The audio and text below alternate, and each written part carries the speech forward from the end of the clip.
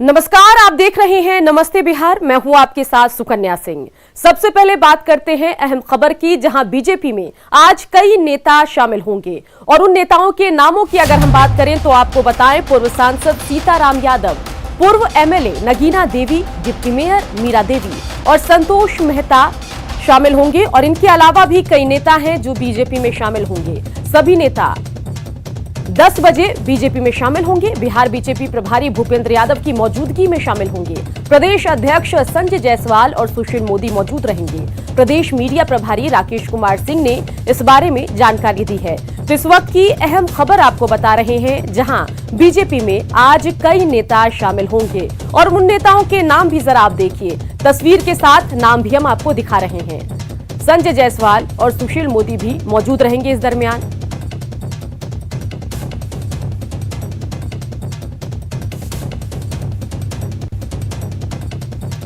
दिल्ली में किसान आंदोलन के नाम पर जो हंगामा हुआ, उससे बिहार के कृषि मंत्री अमरेंद्र प्रताप सिंह बेहद नाराज हैं। उन्होंने इस आंदोलन को देश विरोधी तत्वों का नाम दिया है। साथ ही ऐसे आंदोलन के लिए कुछ राजनीतिक दलों को भी जिम्मेवार ठहराया। साथ ही ऐसे लोगों पर कड़ी कार्रवाई की जरूरत बताई। इस वक्त हमारे साथ मौजूद हैं बिहार के कृषि मंत्री अमरेंद्र प्रताप सिंह। सर, आज दिल्ली में किसान आंदोलन के नाम पे जो कुछ हुआ, जो दिल्ली में जो दृश्य देखने को मिला, उस पर आप क्या कहेंगे? देखिए,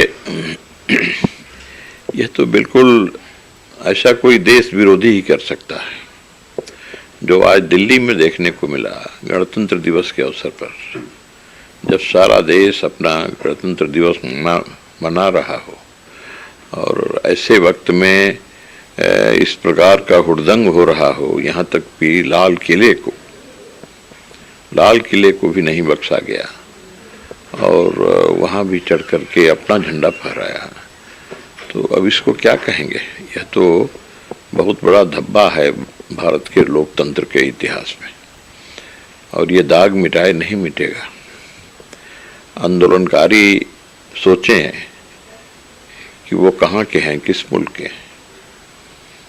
अपने देश के अंदर अपने संविधान के खिलाफ, गणतंत्र के खिलाफ, लोकतंत्र के खिलाफ, उन जो सैकड़ों हजारों लोगों का जो बलिदान हुआ, उन हुतात्माओं के खिलाफ उन्होंने प्रदर्शन किया है।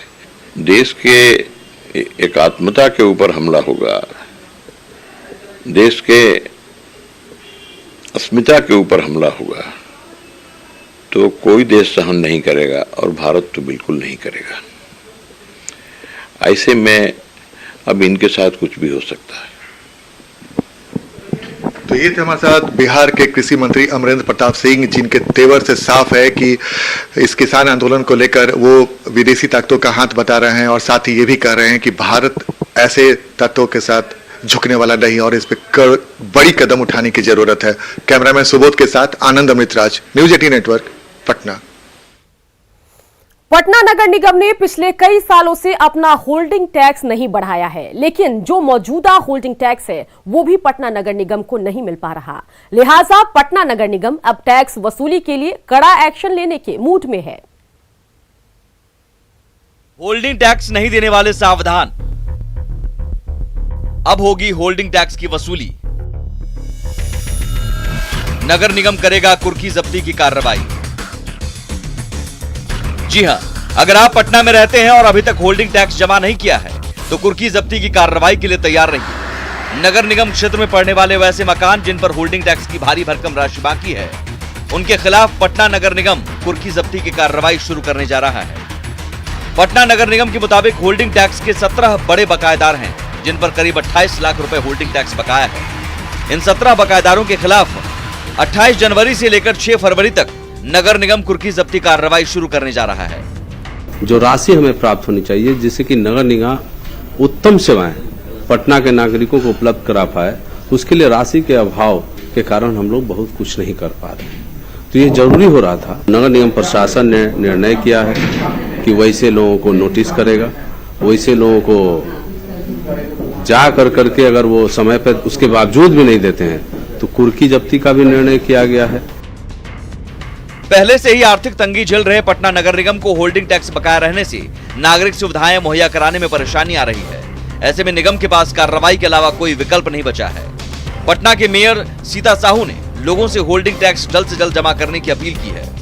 कुछ लोगों द्वारा कई वर्षों से नगर निगम का होल्डिंग टैक्स नहीं जमा किया गया है। मैं उनसे अनुरोध करूंगी तो समय पर होल्डिंग टैक्स जमा करें, ताकि जो सुविधाएं आपको दी जाती हैं तो बिना व्यवधान के आपको दिया जा सके। नगर निगम की कुर्की जब्ती जैसी कार्रवाई से निगम अपनी आर्थिक स्थिति को किस हद तक मजबूत कर पाएगा, ये तो आने वाला वक्त बताएगा। लेकिन नगर निगम के तेवर से महीनों तक टैक्स चुकता नहीं करने वालों में खलबली जरूर मची है। न्यूज़ 18 के लिए पटना से संजय कुमार की रिपोर्ट। सासाराम में मोबाइल चोरी के आरोपी की लोगों ने जमकर पिटाई कर दी। घटना सासाराम रेलवे स्टेशन की है, जहां मोबाइल चुराकर भाग रहे एक शख्स की लोगों ने पहले पिटाई की, फिर उसे रेल पुलिस के हवाले कर दिया। आरोपी के पास से चोरी का मोबाइल भी बरामद किया गया। तस्वीरों में आप देख सकते हैं कि लोग किस तरह उचक्के की धुनाई कर रहे हैं।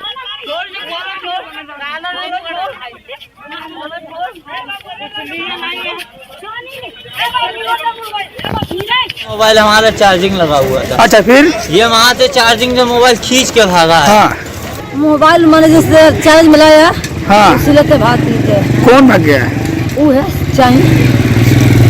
कहाँ से? वही अथुया में सुतर लिया। किस में? धर्म अथुया में। में हाँ। पूर्णिया में गैंगवार में हत्या जारी है। बुचन यादव के ईंट भट्ठे के मुंशी पप्पू यादव की जिंदा जलाकर हत्या कर दी गई। पप्पू यादव का जला हुआ शव बरामद हुआ। हत्या का आरोप अखिलेश यादव और भूषण यादव पर लगा है। दोनों गिरोह में लंबे समय से वर्चस्व की लड़ाई चल रही है और इस महीने अब तक 4 लोगों की हत्या की जा चुकी है। नहीं कर सकते हैं, जली हुई लाश है और भट्टा से मिला है। गौरीपुर, जहाँ गौरीपुर भट्टा से। मतलब क्या, मतलब कुछ कहा जा रहा है कि भूषण यादव के जो है वो हम लोग ने अभी जब तक पोस्टमार्टम नहीं हुआ क्या कारण है क्या नहीं, अभी नहीं हुआ है। जारी अनुसंधान जारी है, जांच हो रही है, चल रही है। औरंगाबाद से अगवा 4 साल के धैर्य का शव बरामद किया गया, जिसके बाद स्थानीय लोगों ने हंगामा किया। घटना उपहारा थाना इलाके की है। 4 साल का बच्चा अपनी नानी के साथ सो रहा था। इसी दौरान घर में घुसकर उसे अगवा कर लिया गया और बच्चे की नानी पर धारदार हथियार से हमला किया गया। उसके मारा बुरे तरीके से और छोटा बच्चा था करीबन 4 साल का, उसे उठा के लेके गया। कब हुआ था घटना? ये कल रात को, ये शायद हमें सुबह में पता चला। इसमें इनिशियल जांच हम लोग कर रहे हैं। कई एक तरह के मैंने घरेलू एंगल भी है और क्या मामला है ये खुल करके जांच के बाद। गोपालगंज में एक बड़ा हादसा टल गया। क्रिकेट मैच के दौरान हाई स्कूल की छत का छज्जा गिर गया, जिसमें 10 लड़के घायल हुए हैं। सभी को इलाज के लिए सदर अस्पताल रेफर किया गया है। घटना बरौली हाई स्कूल का है, जहां क्रिकेट मैच चल रहा था और कई लड़के स्कूल की छत पर थे। इसी दौरान कुछ लड़के एस्बेस्टस की छत पर बैठ गए, जिसकी वजह से छज्जा गिर गया। घटना के बाद एसडीओ ने इस बात की जांच के आदेश दिए हैं कि मैच के लिए परमिशन ली भी गई थी या नहीं।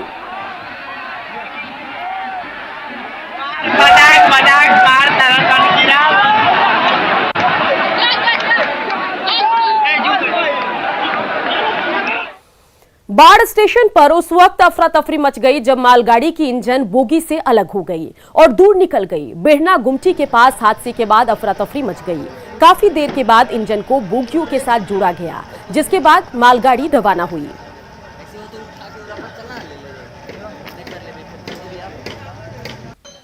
वाल्मीकि नगर पहुंचने वाले पर्यटक अब त्रिवेणी संगम और महाकौलेश्वर मंदिर का दर्शन कर सकेंगे।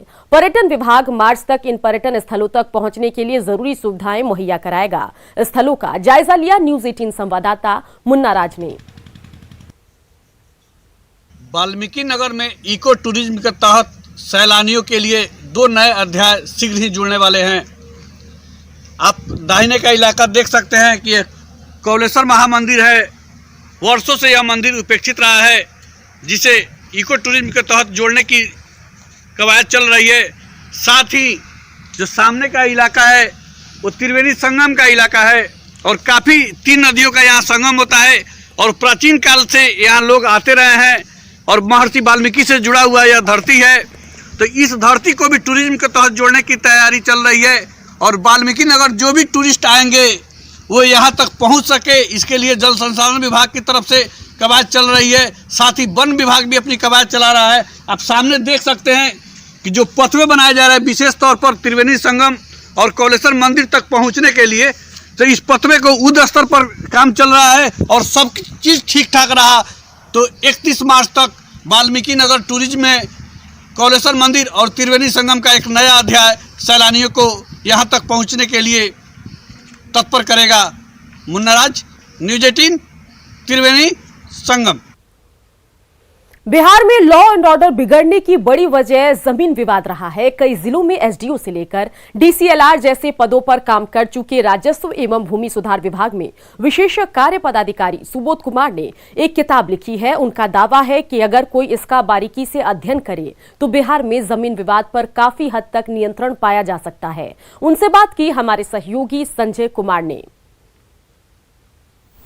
बिहार में बिगड़ती कानून व्यवस्था के लिए जमीनी विवाद काफी हद तक जिम्मेवार है, ऐसा बिहार सरकार भी मानती है और यही कारण है कि जमीनी विवाद को सुलझाने के लिए बिहार सरकार द्वारा कई स्तर पर निर्देश जारी किए गए हैं। भूमि सुधार एवं राजस्व विभाग में विशेष कार्य पदाधिकारी सुबोध कुमार ने एक पुस्तक छापने की अनुमति मांगी है और ये लैंड डिस्प्यूट से ही रिलेटेड है।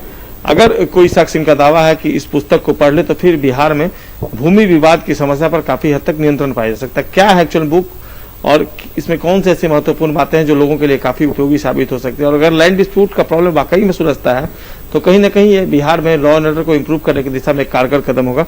हम इनसे बात करते हैं। सबसे पहले अपने पुस्तक के बारे में परिचय देंगे, कौन सी ये पुस्तक? हाँ, इस पुस्तक का नाम है भूमि विवाद निराकरण चैलेंज और इस पुस्तक में आम जनता के हित के लिए लिखी गई है, जनहित में बुक लिखी गई है और पुस्तक 150 पेज की है और जिसमें कई टॉपिक्स हैं, 27 टॉपिक्स हैं उसमें सबसे पहला टॉपिक यही है कि ज़मीन खरीदने के पहले क्या करें। दूसरा टॉपिक है ज़मीन खरीदने के बाद क्या करें, तुरंत बाद क्या करें।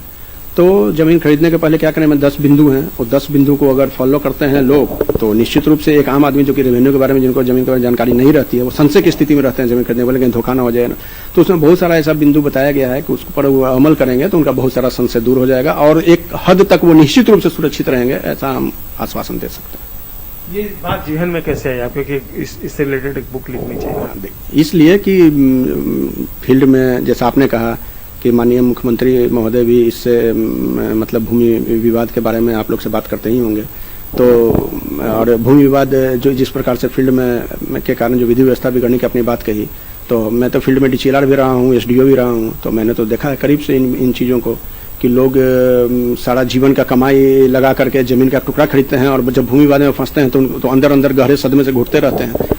तो मैंने मेरे जहन में विचार आज से नहीं शुरू से था, जब मैं डीसीएलआर भी था तो ये इसलिए नहीं करता था कि मुझे डीसीएलआर हो इसलिए हमको ये सामने कोई फैसला आया, कोई मुकदमा आया तो उसको हमको फैसला कर देना है। नहीं, मैं ये सोचता था कि इतने भूमि विवाद हैं क्यों और इनका जड़ कहाँ है, उनके जड़ का सॉल्यूशन ढूंढना है। ये मेरा यह है, चूंकि मैं ऐसे भी मैं IIT इंजीनियर हूँ, इंजीनियरिंग का विद्यार्थी रहा हूँ, तो चीज़ों को जड़ से तलाशना, उनका जड़ से सॉल्यूशन ढूंढना मेरा पुराना अन्वेषी स्वभाव है और मैं ऐसा करता हूँ।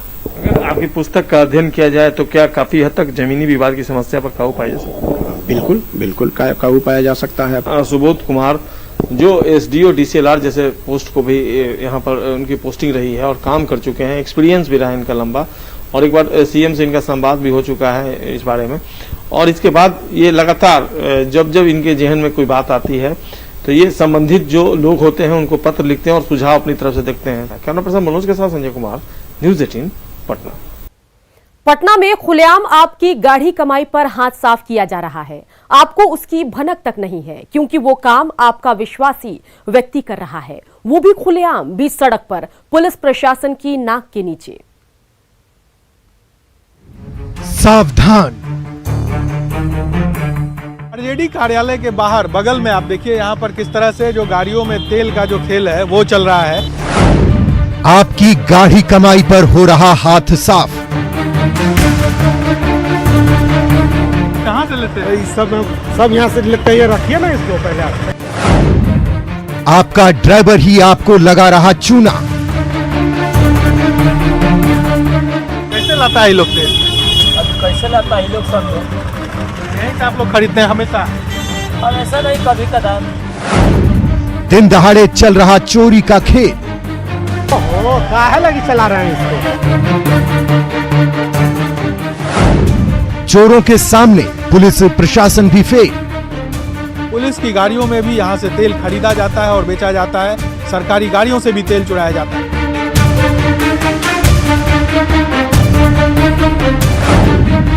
मिलजुल कर सब करते हैं ये बड़ा खेल। आरजेडी का कार्यालय है, जेडीयू का कार्यालय है, काफी कह सकते हैं रिहायशी इलाका है ये, और खास करके वहां पर इस तरह से खुलेआम तेल जो है उसका खेल हो रहा है। राजधानी में खुलेआम बोतलें हो रही सेल।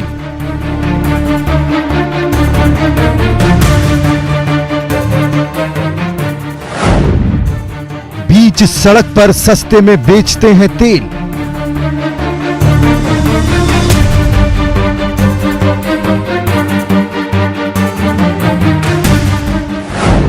कैमरे में कैद लूट कंपनी का सच।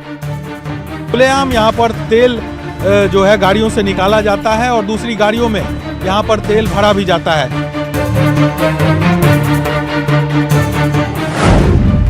एक एक कर बेनकाब होंगे वो चेहरे।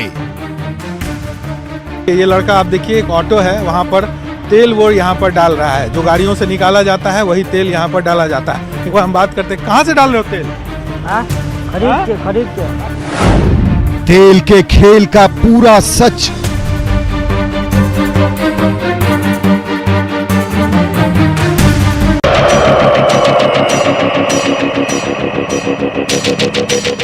ये तस्वीरें बहुत कुछ बोल रही हैं। राजधानी के पौष इलाके में चल रहे उस खेल की पोल खोल रही हैं, जिससे अब तक हर गाड़ी मालिक अनजान है। हमारी ये रिपोर्ट देखकर आपकी आंखें फटी की फटी रह जाएंगी। ये रिपोर्ट हर गाड़ी मालिक को सावधान कर रही है, जो अब तक अपने ड्राइवर पर आंख बंद करके विश्वास करते थे। लेकिन ये रिपोर्ट देखने के बाद आपकी आंखें खुल जाएंगी, विश्वास उठ जाएगा, क्योंकि आपका ड्राइवर आपके पीठ के पीछे आपकी गाढ़ी कमाई पर हाथ साफ कर रहा है। ये सब कुछ हो रहा है राजधानी पटना के पौष इलाके में, वो भी कोतवाली थाने से महज कुछ मीटर की दूरी पर। ये खेल दिन भर यहाँ चलता है और पटना के कई ऐसे इलाके हैं जहाँ पर ये तेल का जो खेल है वो किया जाता है। खुलेआम गाड़ियों से तेल निकालकर उसे बेचा जाता है और पुलिस के नाक के नीचे, क्योंकि यहाँ से कोतवाली थाना बगल में है, काफी नजदीक है, और वहां पर इस तरह से खुलेआम सड़क के बीचों बीच ये खेल खेला जाता है। पटना की सड़कों पर खुलेआम तेल चोरी का खेल चल रहा है। तेल का खेल निजी वाहन हो या फिर सरकारी या फिर पुलिस की गाड़ी ही क्यों ना हो, खुलेआम इन वाहनों से तेल की चोरी की जा रही है। और ये चोरी चुपचाप नहीं, बल्कि बीच सड़क पर सरकारी गाड़ियों के ड्राइवर, पुलिस और आम लोगों के गाड़ियों के ड्राइवरों की मिलीभगत से हो रही है। इस गोरख धंधे में पुलिस की भी मिलीभगत है। इन तस्वीरों को देखिए, जिस तरह से तेल चोरी में लगे लोग सड़क किनारे खड़ी गाड़ियों की टंकी में पाइप डालकर कैसे तेल निकाल रहे हैं। अब जरा इस गाड़ी के आगे लगे नेम प्लेट को देखिए। यह भारत सरकार की गाड़ी है और इस गाड़ी से ड्राइवर की मिलीभगत से तेल की चोरी की जा रही है। धंधेबाज ड्राइवर को प्रति लीटर 50 से 60 रुपए दिया जाता है और वही तेल 70 रुपए प्रति लीटर बेच दिया जाता है। कहाँ से डाल रहे हो तेल? खरीद के?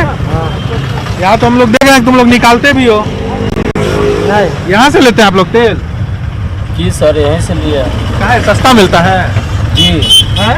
कैसे लाता है ये लोग तेल? अब कैसे लाता है ये लोग सब? ये गोरख धंधा पुलिस के नाक के नीचे फल फूल रहा है। पुलिस की गाड़ियों में भी यहाँ से तेल खरीदा जाता है और बेचा जाता है। सरकारी गाड़ियों से भी तेल चुराया जाता है। हमारे सहयोगी साकेत कुमार ने पटना म्यूजियम के पास चल रहे इस खेल को खुफिया कैमरे में कैद किया। उसके बाद ये रिपोर्ट दिखाई गई है। राजधानी पटना में किस तरह से तेल का खेल होता है, ये तस्वीरों के जरिए हम आपको दिखा रहे थे।